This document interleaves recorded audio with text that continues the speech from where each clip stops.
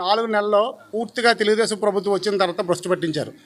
ఎలాగంటే ఎప్పుడూ లేని విధంగా సిఎస్ఆర్ గ్రాంట్ నుంచో లేకపోతే సీఎం నిధి నుంచో ఎక్కడో తీసుకొచ్చి మున్సిపాలిటీ కట్టవలసిన నిధుల్ని జనరల్ ఫండ్ ప్రతి ఒక్కరు కూడా పేదవాళ్ళు లేకపోతే ఇల్లు ట్యాక్స్ మీద ఇంటి మీద ట్యాక్స్ కట్టిన వాళ్ళు కానీ లేకపోతే ఇంకోళ్ళు కానీ ట్యాక్స్ రూపాయి దాచి కట్టిన ట్యాక్స్ని ఈరోజు 1,70,00,000 రూపాయలు అధికారులందరినీ ట్రాన్స్ఫర్ చేయించుకొని వాళ్ళకి కావాల్సిన అధికారులందరినీ తీసుకొచ్చి ఇక్కడికి నర్సీపట్నం మున్సిపాలిటీకి వాళ్ళు చెప్పే విధంగా 1,70,00,000 రూపాయలు ఒక్క ఏజెండాలో ఈరోజు ఏజెండాలోనే 1,70,00,000 రూపాయలు జనరల్ ఫండ్ అంటే ఏంటి? ప్రతి ఒక్కరు రూపాయి పన్నుల కింద కట్టిన డబ్బుల్ని జనరల్ ఫండ్ కింద తీసుకొచ్చి జనరల్ ఫండ్ కింద నిధుల కింద ఖర్చు పెట్టడం జరిగింది. అది కూడా ఏం దేనికి? శానిటేషన్ కోసం. మేము కూడా శానిటేషన్ గురించి చాలా ఇబ్బంది పడుతున్నాం. నర్సీపట్నం మున్సిపాలిటీ శానిటేషన్ అవసరం. కానీ మొన్న డిసెంబర్ నెలలో కొన్న సామాన్లు కొన్న ఇన్స్ట్రుమెంట్స్ అన్నీ కూడా మళ్ళీ కొత్తగా పెట్టారు. జనరల్ ఫండ్లో మళ్ళీ దానికి 10 లక్షల రూపాయలు పెట్టారు. ఎప్పటి నుంచో మేము చెప్తున్నవన్నీ కూడా ఆఫ్ చేసి జనరల్ ఫండ్ నుంచి నిధుల నుంచి వాళ్ళు దుర్వినియోగం చేస్తున్నారు.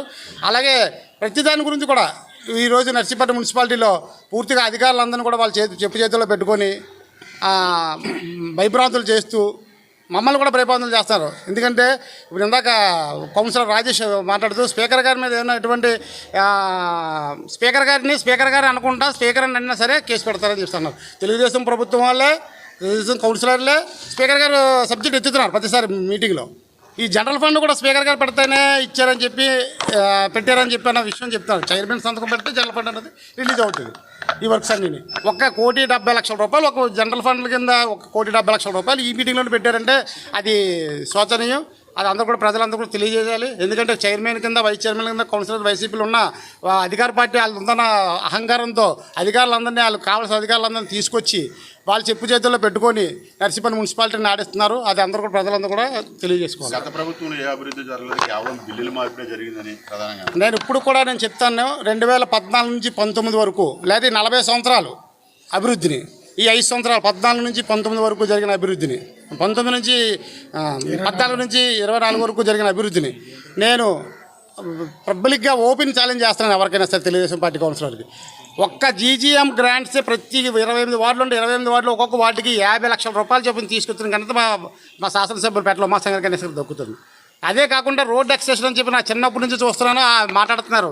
మంత్రుల కింద చేసిన వాళ్ళు, ఎంపీల కింద చేసిన వాళ్ళు, మినిస్టర్ కింద చేసిన వాళ్ళు, స్పీకర్ కింద కూడా చేసిన వ్యక్తులు కూడా మాట్లాడారు. ఏమన్నారు? రోడ్ ఎక్స్టెన్షన్ 100 అడుగులు కాదు 120 అడుగులు చేస్తాం, అక్కడి నుంచి చేస్తాం, బొడ్డుపల్లి సెంటర్ నుంచి చేస్తాం. కానీ ఒక్క అడుగు కూడా చేయలేని పరిస్థితిలో ఉన్నారు. అలాగే అది కూడా మా శాసనసభ్యులు తీసుకొస్తే దాన్ని కూడా రకరకాల అడ్డంగా పెట్టి ఆఫ్ చేయడం జరిగింది. ఇప్పటికైనా సరే మేము రిక్వెస్ట్ చేస్తున్నాం నర్సీపట్నం మున్సిపాలిటీ నుంచి, ఇప్పటికైనా 30 ఫీట్ రోడ్డు చిన్న మొక్కలు ఉండిపోయింది, దాన్ని కంప్లీట్ చేయండి. అలాగే 100 ఫీట్ చేసిన దాన్ని కూడా పూర్తి చేయండి. మీకు ఏమైనా ధైర్యం ఉంటే, దమ్ము ఉంటే, మీరు చేయాలని చిత్తశుద్ధి నర్సీపట్నం ప్రజలకు ఏమైనా చేయాలని ఉంటే మీరు ఆ రోడ్డుని సరే ఎక్స్టెండ్ చేయమని చెప్పి మేము చెప్తున్నాం. నమస్కారం అండి. అంటే ఇప్పుడు మీరు డౌట్ అడిగారు కదా, అభివృద్ధికి మీరు ఆటంకమా అని చెప్పేసి ఏదో నిధులు ఇవ్వటం లేదు మార్పిడి అని అంటున్నారు కదా. అభివృద్ధికి పెద్దపీట వేసిందే జగన్మోహన్ రెడ్డి గారు. ఆయన పరిపాలన దక్షత వలన మేము ఇచ్చినటువంటి ఇసుక, మేము నిల్వ ఉంచిన ఇసుకను ప్రజలకు ఇచ్చేటువంటి దౌర్భాగ్యమే వీళ్ళకి లేదు ఈ గవర్నమెంట్, ప్రస్తుత గవర్నమెంట్కి. అలాంటిది మా అభివృద్ధి మేము చేసిన పరిపాలన కోసం కామెంట్ చేసేటువంటి నైతిక బాధ్యత కూడా ఈ ప్రస్తుతం ఉన్నటువంటి గవర్నమెంట్కి లేదని మేము చెప్తున్నాం. మరొకటి మాట్లాడితే మా శాసనసభ్యులు 5 సంవత్సరాల్లో చేసిన అభివృద్ధి ఒక ఎమ్మెల్యే చేయవలసిన దానికన్నా ప్రజలు కోరుకున్న మ్యాండేట్కి రీచ్ అవుతూ ఆయన పనిచేయడం జరిగింది. ఈరోజు ఆయన్ని ఏమి అభివృద్ధి చేయలేదు అన్నారు. 100 ఫీట్ రోడ్డుకి ఎవరు అడ్డేశారండి?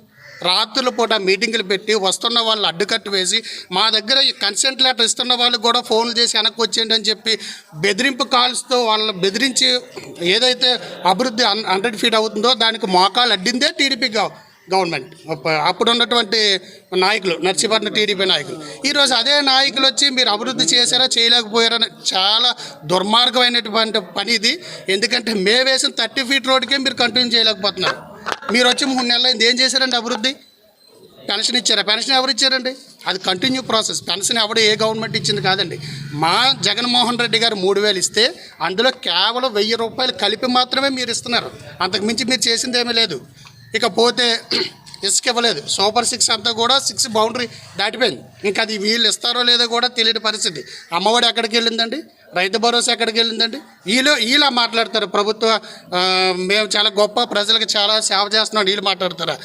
ఈరోజు ఏదైతే ప్రజలు నమ్ముకొని ఓటు వేశారో వాళ్ళందరూ కూడా ఈరోజు బాధపడుతున్నటువంటి విషయం మేము చూస్తూ ఉన్నాం. ఈరోజు ఒక్క సంక్షేమ పథకం కానీ ప్రజలకు అండగా కానీ నిలవలేనటువంటి పరిస్థితుల్లో ఈ కూటమి నాయకులు ఉన్నారు.